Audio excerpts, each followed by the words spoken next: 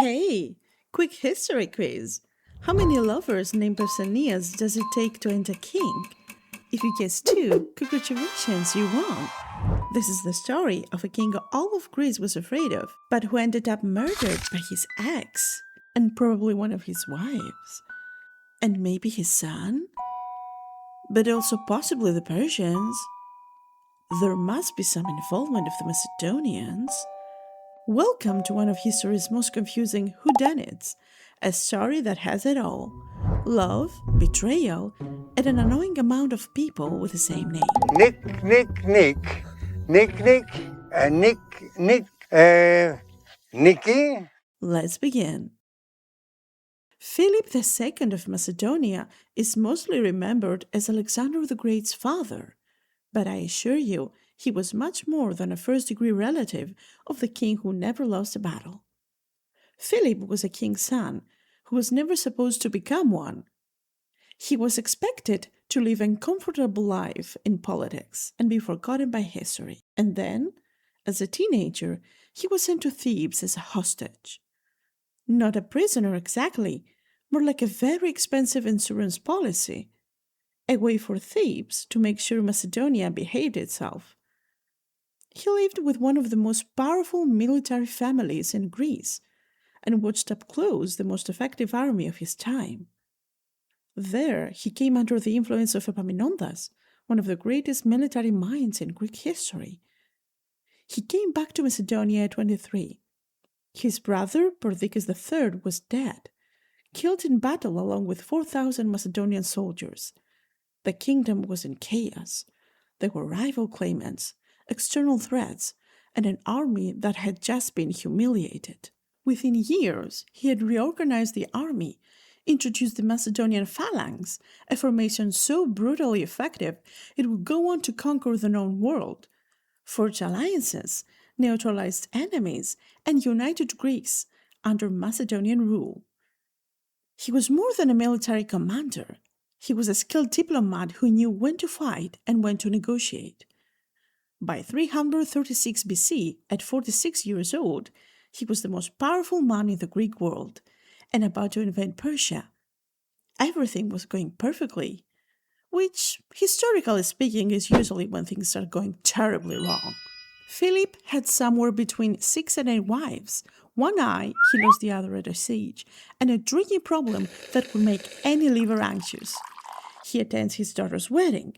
By the end of the night, he'll be lying in a pool of blood, murdered by a man who once stood closer to him than almost anyone else, a man named Pausanias.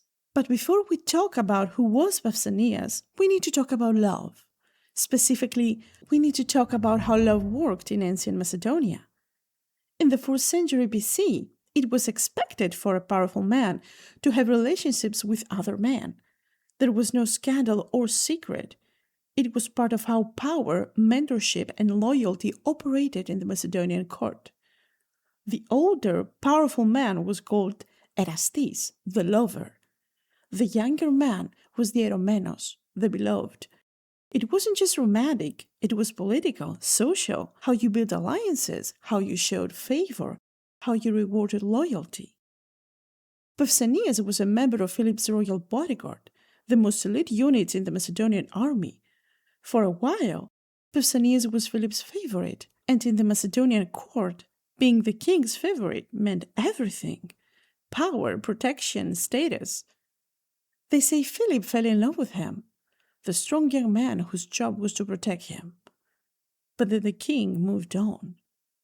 He turned his attention to another man, a newer favorite, a younger version of his lover, a man also named Pausanias. Now, I'm not crazy, but if you choose to replace me with another Martha, I wish you good luck. The original Pausanias did not take it well, as you can imagine. But instead of, writing in his diary or getting drunk with his friends like a normal person, he decided to publicly humiliate his replacement. He called the younger Pausanias effeminate, weak, cowardly. He implied loudly and in front of other men that he was the kind of person who would give himself to anyone who asked. In a culture where honor was everything, where your reputation determined your place in society. This wasn't just an insult, it was an attack. The younger Pausanias understood that no argument, no clever comeback, no distract could repair the damage. So he chose a different strategy. At the next battle, he placed himself directly in front of Philip. Every spear, every arrow, every sword meant for the king, he took it. And on that battlefield, he died. Perhaps because it was the only way he knew to prove, beyond any possible doubt, that he was not what he had been accused of being. It's strange, isn't it? How often masculinity has been defined not by what a man is, but by what he is afraid of being mistaken for, a woman. Whatever the case, the younger Pausanias died a hero. And unfortunately for everyone involved, the story wasn't over, because the younger Pausanias happened to be a close friend and a relative of a man named Attalus, one of Philip's most powerful generals. And Attalus was not the kind of man who believed in letting things go. Attalus was powerful, well-connected, and now very, very angry. He invited Pausanias to dinner, which in hindsight, Pausanias should have probably declined. The dinner started normally enough. Food, wine, conversation, and then more wine, and then significantly more wine, until Pausanias was no longer in a position to make decisions for himself. And that's when Attalus handed him over to his servants, all of them. I'm going to let you fill in the blanks here. What I will say is that what happened that night was organized, premeditated, and designed to be the most complete and total humiliation possible. The next morning, Pausanias went to Philip. He told him everything, and Philip, the most powerful man in Greece, the king who had built an empire, the man whose job was quite literally to dispense justice, did nothing. Well, not nothing. He promoted Attalus. Because Attalus was too valuable. He was about to lead the advance force into Persia. He had connections Philip needed. And he had a niece Philip had just married, Cleopatra. No, not this Cleopatra, the other Cleopatra, the wife. Yes, this one, thank you. Which made him family now. And you don't banish family, especially when that family is about to lead your armies into the rest of the known world. So Philip looked at Pausanias, a man who had once been his favorite, a man who had survived something horrific, a man who was asking for justice, and he handed him a better job title instead. Here's a promotion. Now please be quiet. Pausanias was quiet for a while. He waited, and in 336 BC, at the wedding of Philip's daughter, Cleopatra. No, not this Cleopatra, the other one. No, that's his wife, the daughter. Yes, Jesus. So, at Cleopatra's wedding to Alexander.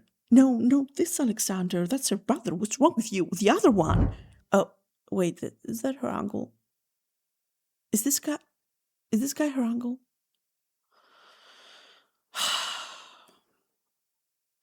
And in 336 BC, at the wedding of Philip's daughter, Cleopatra, to Alexander, in a theater full of people, his patience ran out. 336 BC, the theater of Aie. It's a celebration, the wedding of the king's daughter. The entire Macedonian court is here, ambassadors, generals, allies. Philip, feeling confident and untouchable, decides to make an entrance without his bodyguards. He wanted to project an image, a king so beloved, so secure in his power, that he didn't need protection, a king who walked among his people unafraid. It was, in retrospect, a terrible idea. Pausanias was waiting. He had planned this. There were horses ready outside the theater, fast ones, prepared for a quick escape. He wasn't acting on impulse. This was calculated. This was months or even years of quiet, patient, simmering rage, finally finding its moment. He stepped forward. One strike, a blade hidden under his cloak, straight into Philip's ribs. Philip II of Macedonia, the man who had united Greece, the man who was about to conquer Persia, died almost instantly. Pausanias ran, but he caught his foot on a vine root. He stumbled, and the men chasing him, including notably a man named Leonatus, caught up. They killed him on the spot, before he could say a single word, before anyone could ask him one very important question. Is this personal or just business? Because here's the thing about Pausanias. He had motive, absolutely. Philip had wronged him in the worst possible way, and they refused to make it right. But those horses didn't appear by magic. Someone helped him. Someone planned this with him. Someone very much did not want Pausanias to be taken alive. And that someone will never know for certain. But we have some very interesting suspects. Suspect number 1, Olympias, Philip's estranged wife, Alexander's mother. She did not take betrayal quietly. Philip had humiliated her. He had taken a new wife, a Macedonian noblewoman, which was a problem because it meant the new wife's children would have a stronger claim to the throne than Alexander. Olympias had been effectively pushed aside, exiled to Epirus. She had both motive and connections. But here's what makes her super sus. The moment Philip died, she came back immediately, as if she had been waiting by the door. She had Philip's new wife and her newborn son go meet their maker. And then she dedicated the murder weapon, the actual knife that killed her husband, to Apollo, publicly. She put her name on it and displayed it in a temple for everyone to see. Suspect number 2, Alexander. He had motive. Philip's new marriage threatened his position as heir. He had means, he had allies in the court, and he was right there. Plutarch noted that a certain amount of accusation attached itself to Alexander also. And the very first thing Alexander did after becoming king? He ordered the execution of Attalus, the man who knew everything, the man who could talk, silenced immediately. And Leonatus, the man who killed Pausanias before he could speak, before anyone could ask him who sent him, was never quite trusted again. If stopping an assassin is heroic, why wasn't he treated like a hero? Unless stopping Pausanias from speaking was the actual job. Suspect number 3, the Persians. Philip was literally about to invade Persia. They had every reason to want him dead before he crossed the border. Ancient sources mention Persian gold flowing into Macedonia in the months before the assassination. Suspect number 4, the sons of Anthropoi, a Macedonian noble family with grievances against Philip. 2 of the 3 brothers were executed immediately after the assassination. The third was pardoned, possibly because he was useful to Alexander. So what do we make of all this? Philip II of Macedonia was by any measure one of the greatest rulers the ancient world had ever produced. He was brilliant, ruthless, visionary, and he was undone by love. It's the only force in the world that can build you an empire and burn it down. And Philip found out the hard way. If you'd like to find out what happened to the Kingdom of Macedonia after Philip's death, and how love ultimately contributed to the downfall of his son, Alexander the Great, check out this video.